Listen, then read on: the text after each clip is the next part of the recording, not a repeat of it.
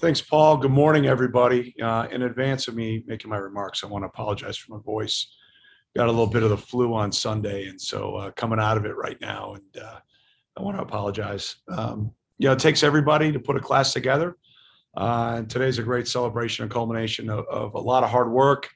Credit first and foremost goes to the young men that we have the privilege to sign, their families, their high school coaches, their principals, their teachers, the administrations, the guidance counselors, and the assistant coaches at the wonderful schools that we get the privilege to go into.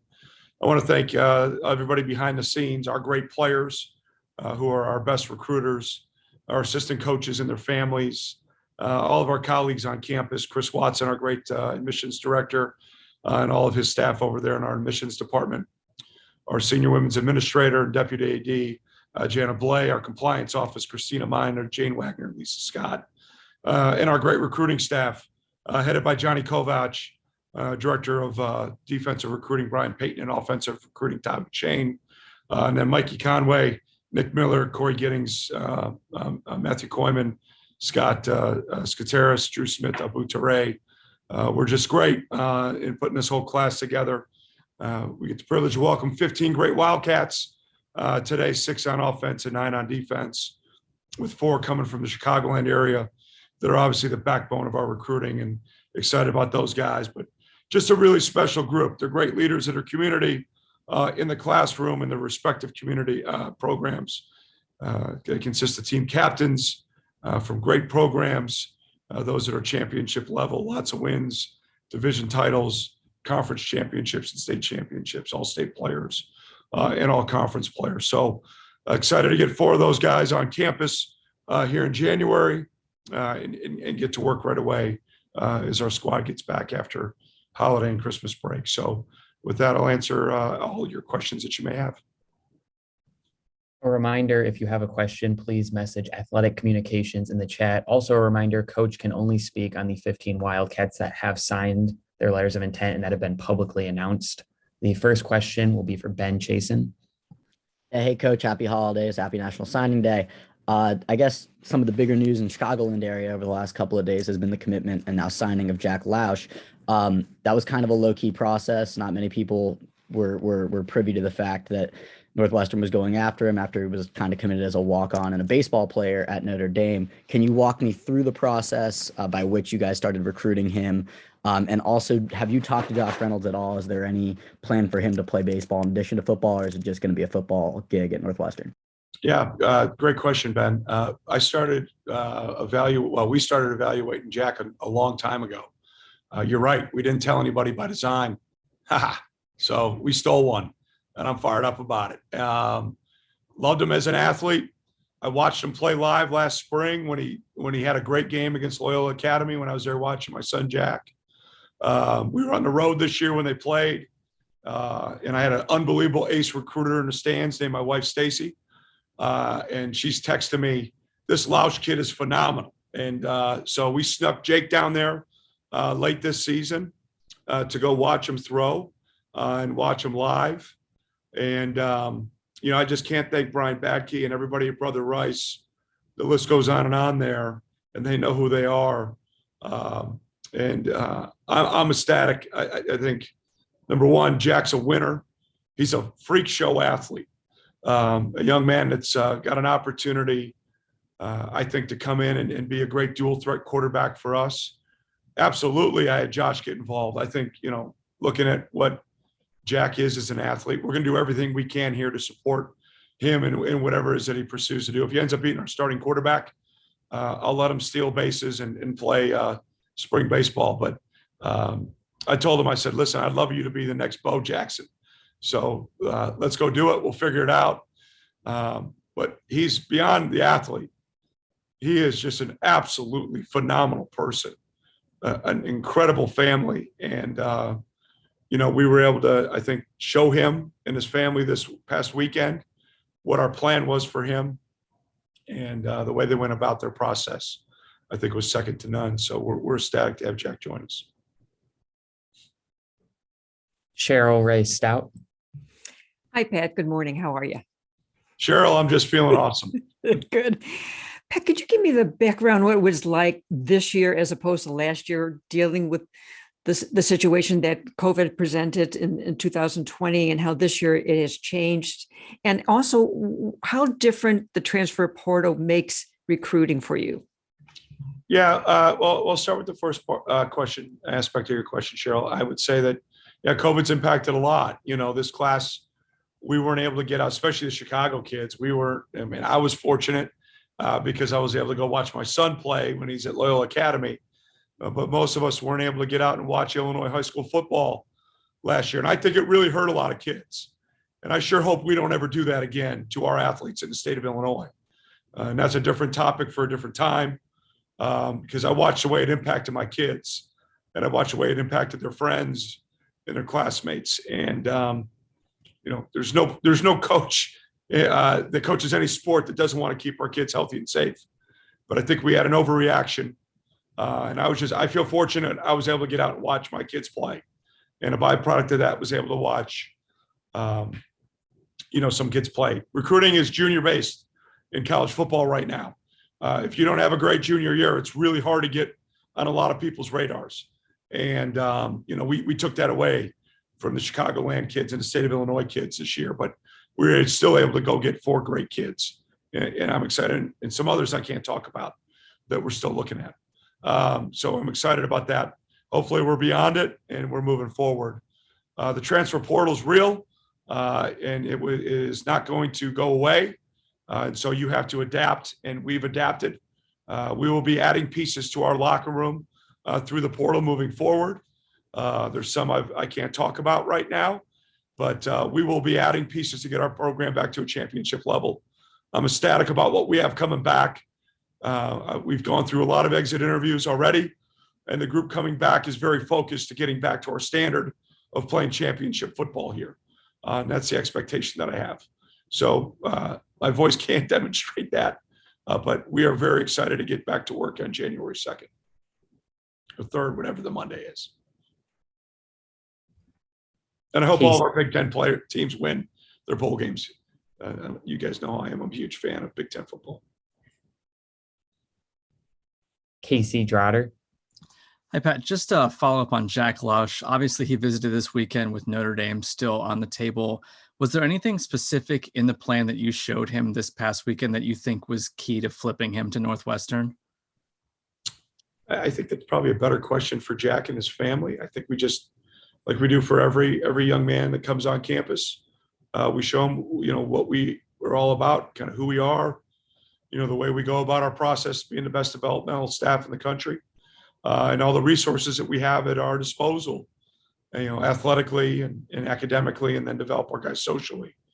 And, I think Jack and his family did it the right way. They left our place and went over to South Bend and, kind of looked at, really the 2 different options. And like I told Jack and his family, you can't go wrong when you're talking about our 2 programs. I just think that we offered some things a little bit differently than maybe they did from my perspective. So we're ecstatic. And again, I think he would have been more heavily recruited in football if it wasn't for what we did, Illinois high school football players last year. And, I think it just really hurt his ability to get to camps. I guess that's a positive through what he had to go through. We were able to get him. Louis. Good morning, Fitz. Happy holidays. Hope you feel better than you sound today. But coming from you, I take that as a compliment. You should. Mr. Positive. That's great. That's right. Positive. I got a couple different questions. The first one's more specific. You got one by us with Kenny Soares this morning. We didn't see that one coming. Can you walk me through the process of how you got him? I would call you that. Ha! Number 2 to you. Easy. We had recruiting's fluid, and we had a kind of a scholarship come available. Brian Payton, who does a great job on our recruiting staff, and I think I mentioned Brian earlier, and if I didn't, I apologize. But BP, we had Kenny in camp. We loved him. We absolutely love Kenny, but we were kind of full in what we saw in our number allocation. When a scholarship came available, we kind of started back down that road. I got on Zoom last night with Kenny and his family, and a couple hours later, we had a pretty awesome conversation, and was ecstatic. Last to be offered, and first to sign. It's pretty cool. Yeah. The other question is kind of related to, bigger picture here. How are you managing the transfer portal versus numbers for high school kids? Like, how is that? Is it a fluid situation? Do you borrow from one bucket into the other? How are you managing the whole process? Yeah, a great question. Really great question. Some of which I would prefer not to share online, but we're going to build our high school. We're going to build our program with high school football players. I just believe that. I believe in that. I set a number for 15 going into the year. Again, always fluid. And then how things shake out, then we'll go into the portal to be able to fill it and plug and play. And you can see the job that our staff did a year ago. Maybe we should come up with a portal success ratio. That would be a great new star rating system, Louis, for you and your cohorts. How many reps are played by transfer portal guys? And I think we hit it out of the park last year. Now, obviously, we didn't have the on-field success. I'm not mitigating that. I know we got to be better, but we're going to get back to our championship standard. I know that. Okay. One more, if I may. Specifically, nah, I'm not going there. That's Okay. that's for me and my staff. And I'm not. We're all trying to figure this thing out, Lou. Every college coach is. Every program is. I'm going about it a philosophical way to build our roster with high school football players. I mean, we're going to do that. That is going to be what we're going to do, and then we're going to plug and play, based on the portal. Okay. But it's real. It's definitely real. I mean, the thing, Northwestern, Stanford, Notre Dame, Duke, Vanderbilt, your academic schools are not going to have guys leave. Those days they're with the dinosaurs. It's over. That's not the way it's going to be anymore. We didn't make those rules, so we have to adapt. We have to do what's right for our program, and that's what we will continue to do. But I'm fired up about our guys coming back. I think we got the makings of having something special. Okay, the last thing is early signing day now with the portal going crazy like it is, and you got the coaching carousel with the timing. I know you used to be in favor of it. Do you still like where it is right now? Do I like what's college football right now? No, I don't. We have nobody in charge. So we have a lot of chaos because of it. So we have to work really hard as an AFCA board.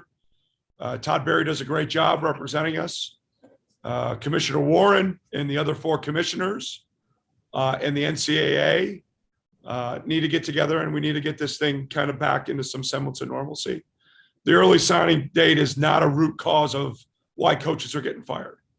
Is it a part of it? Sure, but it's not the root cause. Those are questions specifically for ADs that need to be answered. But it's not the problem. So. But it's a part of the conversation. Thank you. Yeah, you guys aren't going out of business, man. You got a lot of chaos to write about. Congratulations. Hey, Fitz, I'm not sure if you covered this, but just the conversations you're having today with high school kids versus the conversations you were having, say, 10, 15 years ago, how has that changed or not changed? Night and day, brother. 10 years ago, I wasn't talking about portal. I wasn't talking about their brand and name, image, and likeness. The list goes on and on. I don't have enough voice to be able to talk about all that stuff. It's still about getting a great degree from a great school and preparing yourself for life and getting an opportunity to play Big Ten football. The rest of the stuff is kind of periphery. Name, image, and likeness is a full-time job. Maybe we're going to go for this pseudo play for pay model where donors can create pseudo shell companies that I'm hearing about. We'll figure it out. We'll adapt. Cool. Thanks. Time for 2 more. Drew Shot. Hey, Coach. Happy holidays, and thanks for being here. Reggie Florimo, one of your first recruits of the class, 4-star wide receiver, local from Naperville. How important is it, number one, to kind of have him already in the class, and what impact do you think he's going to bring to Evanston? And two, kind of with the other local Chicago recruits who have committed? I mean, you talked earlier about the importance of recruiting kind of your backyard. Do you think his commitment has had any role in that success? Absolutely. Yeah. Reggie's been phenomenal. So is his family. Reg was kind of the ringleader of the group, kept everybody in communication and connected. Chris Bertucci had an amazing season and is again an explosive athlete from, again, a pipeline school to us with Maine South. Deuce McGuire from Marist. It was great when I was down there last week seeing Coach Dawes. Got a lot of connections there. My niece and nephew go to Marist, and got a chance to see my nephew Jake in class, and my niece Kaylee. Deuce has got a huge upside and bright future as he continues to get stronger and grow in the position. And I think we've already talked about Jack, but Reggie's an explosive guy that is not only a dynamic receiver, but could be a spectacular return man for us. So, those four guys, I think are really going to be, key as we move forward. And then Reggie and Chris will be here in January. So fired up about those two guys. Last question for Ben Chasen. Yeah, two questions. One. Oh, Ben, you get one. Now you're going two. Here we go. Let's go. All right. Well, let me do the quick give me one. both, buddy. Let me do the quick one first, because you kind of alluded to right then before. You said 4 players are going to be coming on campus in January. Can you tell us who those 4 players are? Well, those two guys for sure. And Kenny has alluded that that's something that he wanted to do, and Turner's going to be here too. So we're excited about those guys. Which Turner? Yeah, right. Yeah. And then Anto Saka. Dev will be here. So got it. Dev Turner. Anto that's Saka. at least the plan. So we'll see how it plays out. A couple of weeks, but that's the plan with those guys. For sure. Anto Saka is probably one of the highlight players of this class, a 4-star, another guy who can play on the D line. You are losing Sam Miller and Jeffrey Pooler after this season. Obviously, there was a little more hesitancy to play true freshmen, especially this year. Do you have any anticipation to kind of have Anto in the rotation, potentially in the talk for a starting job early on? Yeah. Are you saying there was hesitation because of total reps? Is that what you're saying? No, not total reps, just like in general, guys like. Yeah, well, guys got to be ready to perform too, Ben. Okay. So that's what I'm asking, basically. Yeah. I hope so. I mean, that's what we're recruiting guys to do, is come here to compete to play. And I reserve the right to play the best 11 guys. I mean, some people may not agree with my choices. I'll give them a hug and we'll hug it out. We'll be okay. I've done a pretty good job of my career. You're right. We needed more guys to step up. And we need to get stronger, and we're in the process of doing that right now. That 8-month window that we lost, it hurt us maybe more than it hurt some other people. That's okay. It's not an excuse. It's reality. And those guys know that. We had very serious, straightforward, honest conversations with our guys in their exit interviews on what they need to do and where they need to go. And they were on the same page we were, and they know exactly what we need to do to get back to our winning ways consistently, get back to Indianapolis. And that's what we're going to grind on. So, all these guys and the guys that are coming out of their 4 games that we played them in, they know what they need to do. And same thing with the class older. I'm excited about those guys, but we've got to be more consistent there. They got to push our older guys, and then our older guys just got to continue to get better. And this year reminded me a lot of 94. We had a lot of guys that got a lot of experience on the game field that were, good and bad. And we got a couple more guys in there, and they were good and bad. So, we got to get back to our consistency level that we've been a hallmark of us. Fundamentally first, line of scrimmage second, taking care of the football, taking it away, and being really a complementary football team. And, we failed in all those areas, and that's my responsibility. And, excited about this group, but excited about adding them to the mix to get them going. So we're fired up about the future. And I'm not even talking about the renovations of Ryan Field yet. So a lot to be excited about. And I'm more excited about our field hockey team this year winning the Natty, and then watching the way our women's hoops team and Chris's team's playing right now. Couldn't be more excited. So a lot of things to be excited about. So Merry Christmas, Happy Holidays. Thanks for covering us. I'll see you in spring ball. Until then, go Cats.